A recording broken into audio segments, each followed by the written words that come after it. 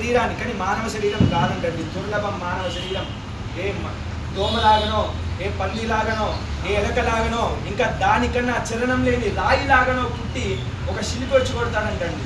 మీరు చేసుకునే ఇప్పుడు చేసుకునే కర్మ బట్టి ఈ కర్మబంధాన్ని ఈ యొక్క శరీరం అనే వృక్షము ఏంటిదండి, ఈ వృక్షం పైన నల్లటి కాకులు కూర్చుంటాయంటండి, పాపం అనే కాకులు. అవి ఎలా తగ్గుతాయో తెలుసా? జై భోల్ సియాపతి రామచంద్రికి. ఇప్పుడు వెళ్ళిపోయాయి కాకులన్నీ లేచి. అలాంటి పాపాన్ని తొలగించే హరిర్హరతి పాపాన్ని దుష్ట చిత్తైరపి స్మృత. హరి అంటే చాలు, హరి పాపాన్ని హరింపజేస్తుంది.